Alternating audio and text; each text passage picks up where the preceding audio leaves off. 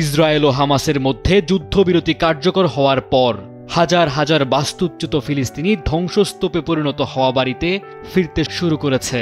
Israeli সেনারা গাজার কিছু এলাকা থেকে পিছু হটা শুরু করলে গাজাবাসী দলে দলে ধুলোয় মোড়া রাস্তায় হেঁটে গাজা সিটির দিকে ফিরতে থাকেন, যা কয়েকদিন আগেই ইসরায়েলের বড় হামলায় ধ্বংস হয়ে যায়। গাজা সিটির শেখ রাদওয়ান এলাকার বাসিন্দা 40 বছর বয়সী ইসমাইল জারদা বার্তা সংস্থা রয়টার্সকে বলেন, আমার বাড়িটা এখনো দাঁড়িয়ে আছে, এজন্য আল্লাহকে ধন্যবাদ জানাচ্ছি, কিন্তু চারপাশের সব শেষ।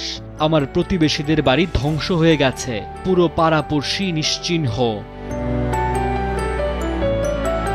ইসরায়েলি সেনাবাহিনী জানিয়েছে, স্থানীয় সময় দুপুরে যুদ্ধবিরতি আনুষ্ঠানিকভাবে কার্যকর হয়েছে।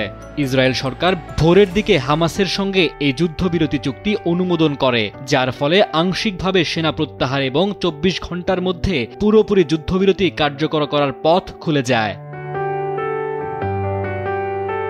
চুক্তি অনুযায়ী যুদ্ধবিরতি কার্যকর হওয়ার 72 ঘণ্টার মধ্যে গাজায় আটক ইসরায়েলি জিম্মিদের মুক্তি দেওয়া হবে। বিনিময়ে ইসরায়েলে বন্দী শত শত ফিলিস্তিনিকে মুক্তি দেওয়া হবে।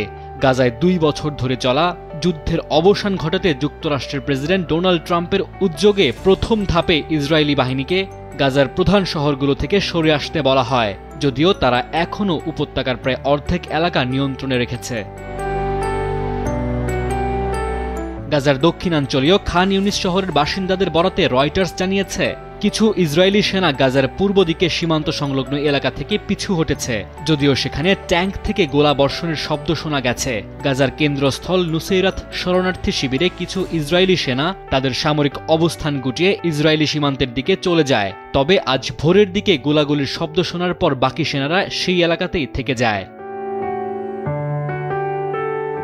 ডেস্ক রিপোর্ট, সময়ের আলো।